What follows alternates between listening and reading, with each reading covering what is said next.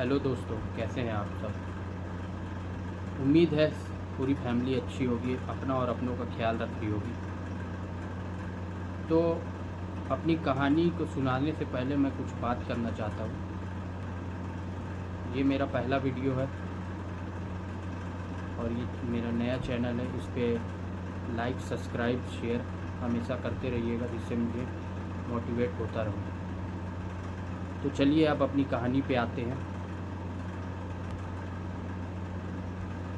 कहते हैं कि पुलिस अगर अपने ऊपर आ जाए तो फिर किसी भी केस को सुलझाना मुश्किल नहीं होता। कहते ये भी है कि कातिल या मुजरिम कितना भी चालाक क्यों ना हो, कोई ना कोई ऐसा सबूत या सुराग छोड़ देता है जिसके बाद उसे पकड़ना आसान हो जाता है। हालांकि ये कहने के साथ मैं ये भी कहता हूँ कि बहुत सारे केसेस हैं जो अनसुलझे हैं, जिनको सुलझाया नहीं जा सका है। दोनों पहलू हैं।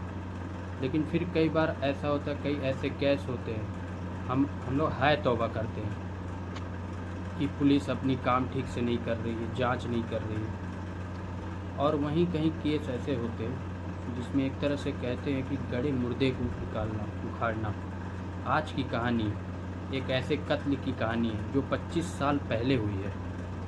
इन 25 सालों में जिस इलाके में कत्ल हुआ, जिस पुलिस स्टेशन के अंडर में हुआ, वो इलाका जो आता है वो थाने में,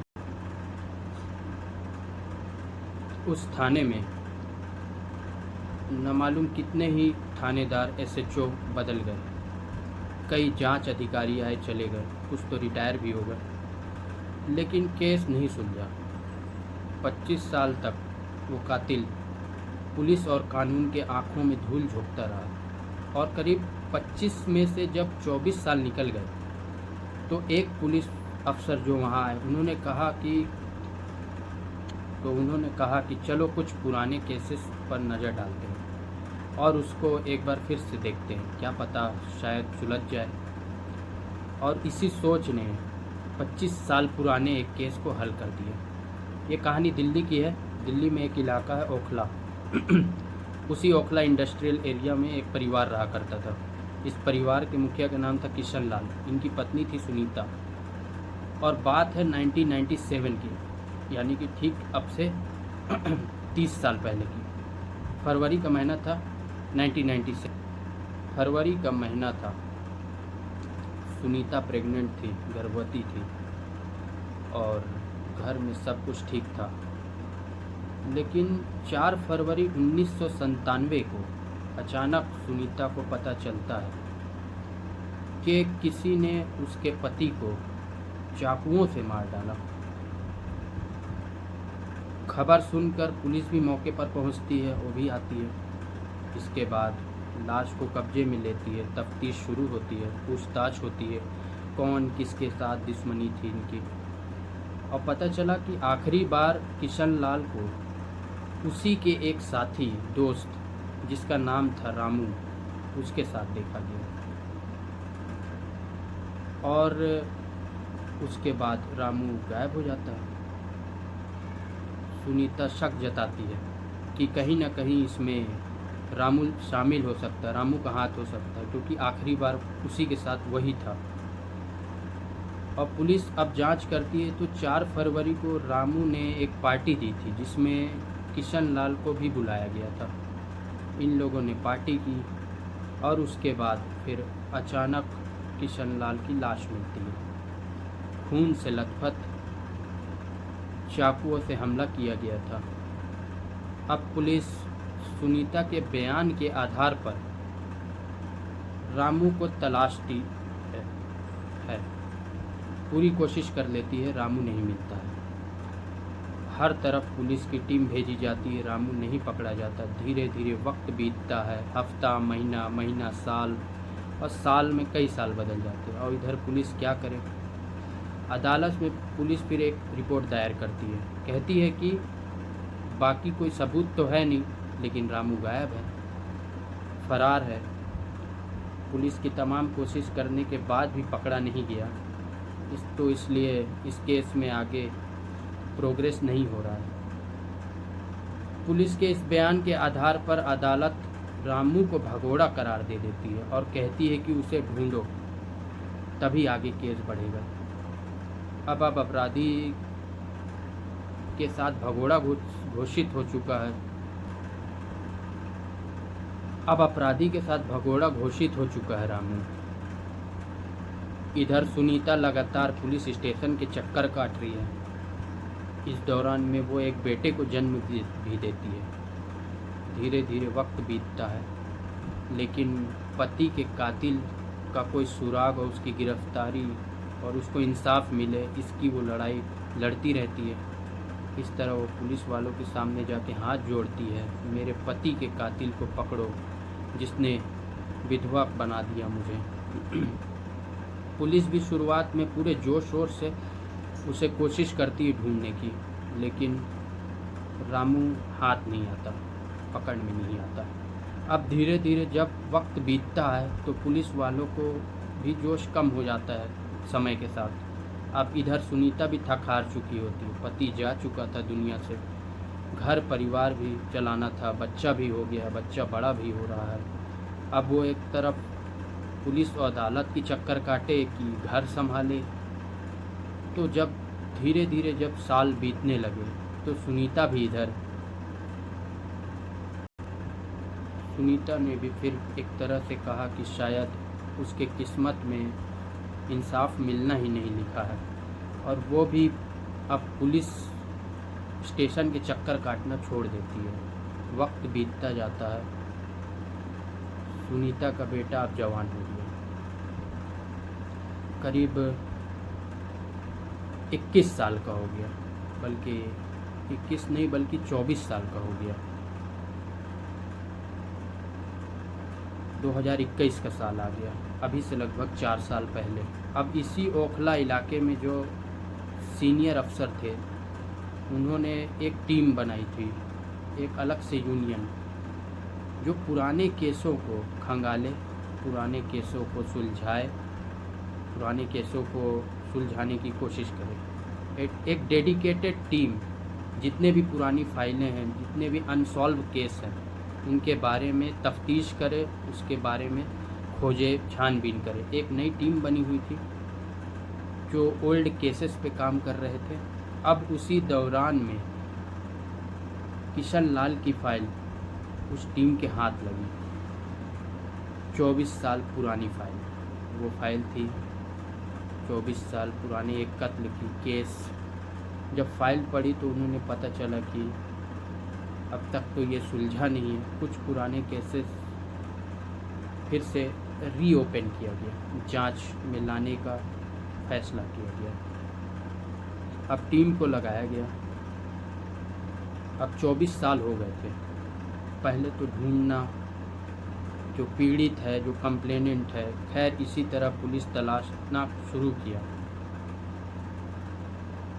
सुनीता से बातचीत की। सुनीता ने कहा कि आज भी कोई जानकारी नहीं मिली कातिल की। लेकिन फिर इसी दौरान में एक किशन लाल का एक दोस्त हुआ करता, बल्कि रामू का, जिसका एक दोस्त हुआ करता था, टिल्लू। इसमें पुलिस सुनीता से बातचीत करने के बाद पता चला कि टिल्लू यहीं कहीं है, और टिल्लू को पुलिस वालों ने पकड़ा। और टिल्लू ने कहा कि मैं तो बेकसूर हूँ, रामू ने कत्ल किया था। अब रामू कहाँ है? तो टिल्लू ने कहा कि बरसों हो गए, वो मेरे संपर्क में नहीं है, वो मेरे कांटेक्ट में नहीं। और टिल्लू सच कह रहा था, उसे मालूम ही नहीं था कि रामू कहाँ है।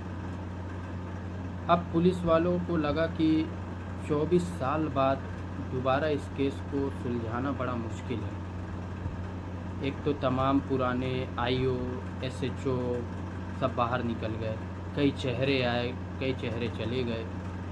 24 साल में अब इंसान हुलिया ही बदल जाता है, चेहरा बदल जाता है। वो कैसे पकड़े, क्या करे, कुछ समझ में नहीं आ रहा था। लेकिन इस टीम ने कहा कि कोशिश जारी रखते हैं। इसी दौरान में वो सुनीता से लगातार छोटी छोटी जानकारियाँ लेते रहे। एक रोज़ ऐसे ही पूछताछ में सुनीता ने कहा, वो अब भी यही मान रही थी रामू ही उसके पति का कातिल है। तो उसने कहा कि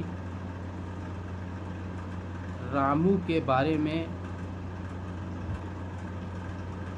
रामू के बारे में क्लू देती हूँ, कुछ हिंट देती हूँ।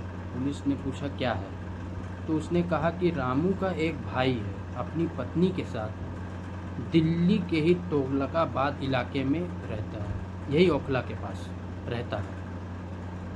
अब रामू तो 24 साल से गायब था, लेकिन सुनीता पुलिस ने कुछ नहीं किया। तो सुनीता को ये यकीन था कि उसके पति का कातिल कोई और नहीं बल्कि यही रामू है। और तो उसने उसके परिवार और उसके बारे में अपने लेवल पे भी अपने रिश्तेदारों के ज़रिए छानबीन करती रही कि कहीं रामू आया तो नहीं, दिखा तो नहीं, किसी के संपर्क में आया तो नहीं, लेकिन वो कभी दिखा ही नहीं। लेकिन उसने पुलिस को बताया कि उसका एक भाई है, वो अपनी पत्नी के साथ तुगलकाबाद एरिया में ही रहता है।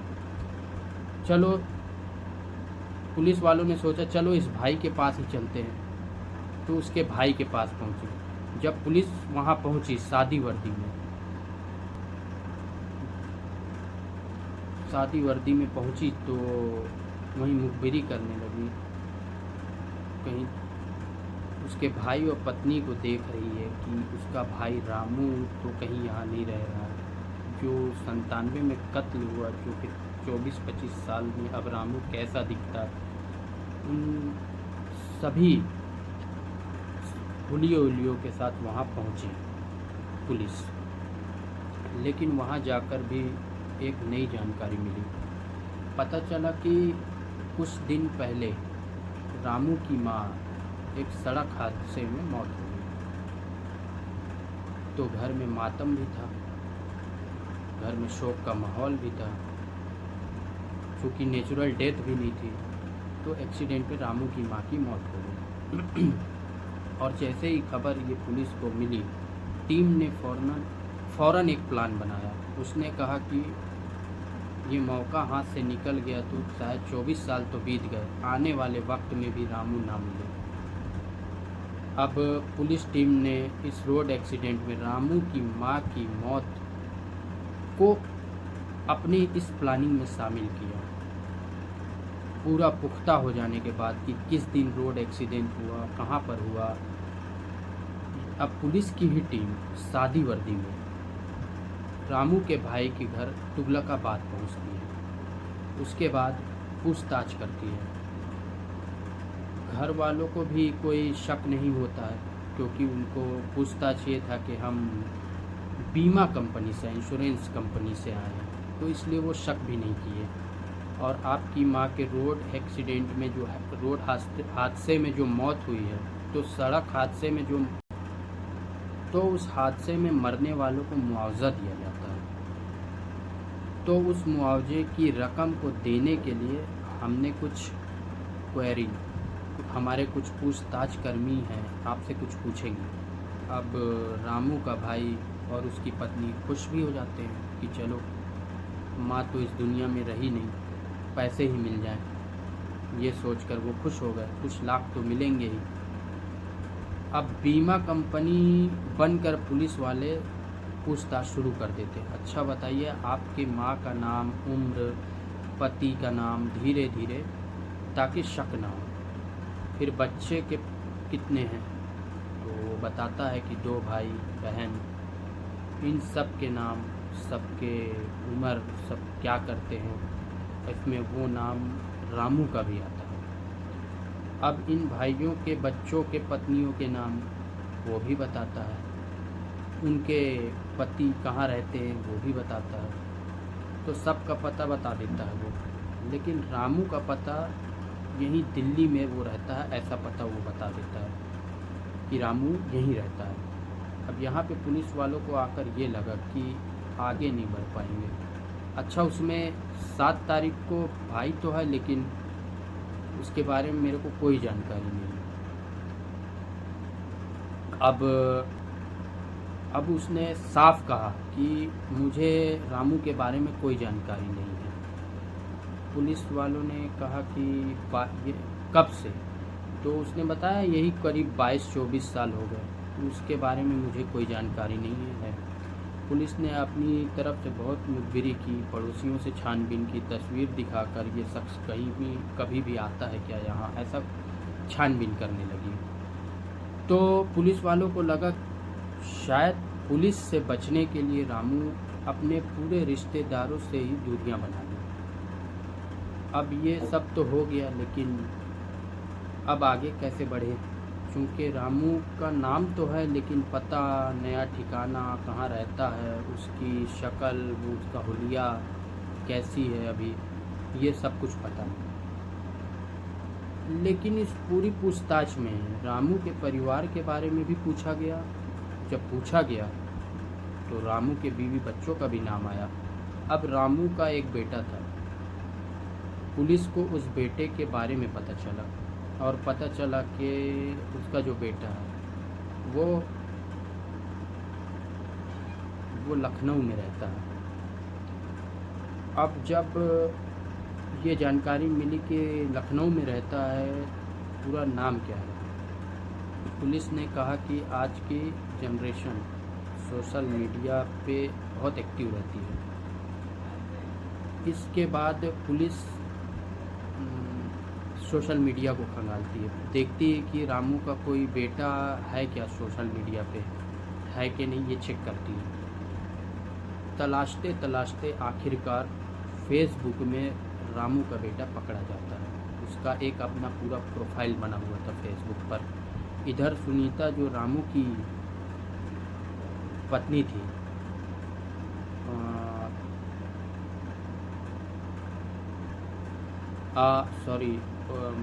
बल्कि ये जिसका कत्ल हुआ था, किशन लाल की पत्नी सुनीता,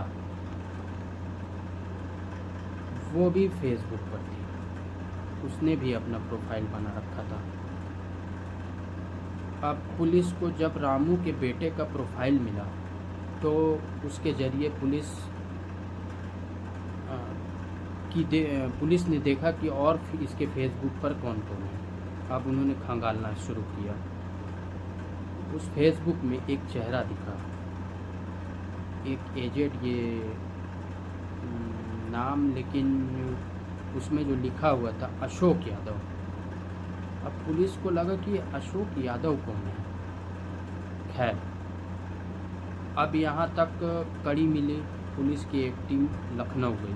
लखनऊ जाने के बाद रामू ने उसी बेटे के घर में जाती है, और ये बताते हुए कि हम लोग इंश्योरेंस बीमा कंपनी से हैं, इंश्योरेंस एजेंट है, सरकार की तरफ से आए हैं, तुम्हारे दादी का रोड एक्सीडेंट जो हुआ है उसका मुआवजा देना है। तो मुआवजे की लड़ाई परिवार में ना हो, इसलिए हम आए हैं मुआवजे देने के लिए। और उन्होंने बताया कि तुम्हारे पिता कहाँ हैं। तो उसने बताया कि मेरे पिता लखनऊ में ही हैं। उसने बताया कि नाम पुलिस वालों ने पूछा तो उसने बताया कि अशोक यादव। अब ढूंढ तो रहे हैं रामू को। अब पुलिस को लगा कि यार ये ढूंढ तो रहे रामू को, पर ये अशोक यादव कौन। खैर, अब वो लखनऊ में कहाँ पे है, ये सारी जानकारी पुलिस ने दी। उसके बाद पुलिस की एक टीम लखनऊ पहुँचती है। लखनऊ पहुँचने के बाद इसी 16 सितंबर को घूमते घूमते उसे पता चलता है कि अशोक यादव कहाँ पे मिलेगा। 16 सितंबर 2021। अब अशोक यादव को ये भनक लग जाए कि उसे कोई ढूंढ रहा है, कोई इंश्योरेंस कंपनी वाले ढूंढ रहा है, उसे ये पता लग जाए तो वो भाग सकता है। तो पुलिस ने ये किया कि उसे ई रिक्शे के साथ कनेक्शन था। पुलिस ने अशोक यादव तक मैसेज भिजवाया कि हम ई रिक्शा की कंपनी से आए हैं, हमें कुछ डील करनी है, उसके लिए मिलना है आपसे। इसके बाद अब पुलिस की टीम ई रिक्शा डीलिंग के नाम पर अशोक यादव के पास जाती है, उस तक पहुंचती है। 24 साल के बाद ये केस खुला था, ये 25वां साल था, और 16 सितंबर 2021 की बात है, लगभग 4 साल पहले अब से। दिल्ली पुलिस के सामने अशोक यादव खड़ा था। अब अशोक यादव से पुलिस मिली। उसने कहा आपका नाम, उसने कहा अशोक यादव। उस पुलिस ने कहा हमें डील करनी है। तो उसके अब उसने कहा, पुलिस वालों ने कहा कि आपसे डील करनी है तो आपका डॉक्यूमेंट्स चाहिए, आपका आधार, आपका पैन कार्ड। सभी में अशोक यादव के नाम से ही आईडी थी। अब पुलिस को लगा कि शायद हम लोग गलती कर रहे हैं, हम रामू को ढूंढ रहे हैं, कातिल अशोक यादव कैसे हो सकता है। सारे उसके आईडी सारे उसी के नाम पे। उस टीम ने जब वो लखनऊ में थी, उसने किशन लाल की पत्नी सुनीता को फ़ोन किया उसी वक्त लखनऊ में रहते हुए। अब उन्होंने कहा कि हम कंफर्म भी नहीं हैं कि ये अशोक यादव जो है। अब पुलिस वालों ने कहा कि हम ये जो अशोक यादव को पकड़ के ले आए, और वो कंफर्म भी नहीं है कि वही रामू है या वही कातिल है। उसके बाद उसको लखनऊ से दिल्ली लाना रिस्की हो सकता था। इसलिए उन्होंने सुनीता को फ़ोन किया और कहा कि आप लखनऊ फ़ौरन आ सकती हैं क्या। सुनीता ने कहा हाँ ठीक है, आ जाऊँगी। वो भी आ गई, लखनऊ आ गई। वो भी ये सोच के कि इंसाफ मिलेगा, चलो वहाँ चलेंगे। पुलिस वालों ने कहा कि आपके पति के कातिल को पकड़ लिया है, पर हम अभी शिनाख्त नहीं कर पा रहे हैं। अब सुनीता लखनऊ पहुंचने के बाद अशोक यादव के सामने खड़ी थी। सुनीता उसे देखती रहती है। देखने के बाद वो पुलिस से कहती है कि यही वो शख्स है कि जिसने मेरा घर उजाड़ा, जिस शख्स ने 25 साल पहले उसके पति को मारा जब वो गर्भवती थी। अपने उस खड़े कातिल को देखने के बाद सुनीता वहीं बेहोश होकर गिर जाती है। खैर पुलिस का काम हो गया था। इसके बाद पुलिस सुनीता और इस रामू को लेकर, जो अशोक यादव के नाम से रह रहा था, उसे वापस लेकर दिल्ली आती है। पूछताछ होती है। वो कहता है हाँ, 4 फरवरी 1997 को मैंने ही कत्ल किया था किशन लाल का। और उसकी वजह ये थी, उसने फिर बताया, दरअसल मुझे पता चला था कि किशन लाल को कहीं से एक मुश्त कुछ पैसे मिले हैं, और वो पैसे जो उसको मिले हैं वो मुझे पैसों की ज़रूरत थी। मैंने सोचा कि मैं कैसे उससे हथिया लूँ पूरा पैसा, कैसे वसूल लूँ पूरा पैसा अपने पास। तो उसने एक पार्टी के नाम पर बुलाया, शराब पिलाई, फिर उसे चाकू से गोद कर मार दिया, पैसे लेकर भाग गया। फिर मैं इधर उधर भटकता रहा। मुझे ये भी मालूम था कि पुलिस मुझे पकड़ सकती है, तो मैंने तमाम रिश्तेदारों से दूरियां बना ली, दिल्ली को ही छोड़ दिया। अलग अलग इलाकों से होते हुए मैं लखनऊ पहुंचा। यहाँ पर मैंने अपना दूसरा आधार कार्ड, दूसरा आयकर कार्ड, इनकम टैक्स कार्ड, सारे डॉक्यूमेंट्स अपने अशोक यादव के नाम से बनवाए। उसके बाद तो उसने कहा एक नए नाम के साथ रहने लगा। यहाँ तक कि मैंने शादी भी की, एक पत्नी के साथ रहने लगा। फिर यहाँ तक कि मैं अपने बेटे और पत्नी से भी कह रखा था कि मेरे बारे में जो पुराना नाम है उसका जिक्र मत करना किसी से, मेरा नया नाम अशोक यादव होगा, उसी नाम से मेरे को बुलाना और कहीं भी जिक्र करना। और हो सकता है इस केस पे पर्दा ही पड़ा रहता है, लेकिन इस रामू की माँ के सड़क हादसे के मौत ने, पुलिस ने जो इंश्योरेंस का जो बीमा अफसर बताकर घर पर पहुंचना, बीमे की रकम देने की बात करना, और उसके ज़रिए आए सारे लोगों तक पहुंचना बारी बारी से, उसी में इस केस को सुलझा दिया। और आखिरकार 25 साल पुराना केस दिल्ली पुलिस ने इस तरीके से सुलझाया। तो आज कहानी में इतना ही, लेकिन कहानी ख़त्म करूं उससे पहले मैं आप ये बताना चाहता हूं कि ये मेरा पहला कहानी है, फर्स्ट एपिसोड है। तो आप लोग इसी तरह प्यार देते रहिएगा, सब्सक्राइब, लाइक, शेयर करते रहिए, और इससे मुझे मोटिवेशन भी मिलती है कि आप ऐसे प्यार देते रहें मुझे, ताकि मैं और अच्छी अच्छी कहानियाँ, अच्छे अच्छे इंटरेस्टेड वीडियोस लाता रहूं। तो इसी के साथ मैं कहानी को यहीं पर ख़त्म करना चाहूँगा। मिलते हैं अगले कहानी में, तब तक के लिए धन्यवाद, थैंक यू।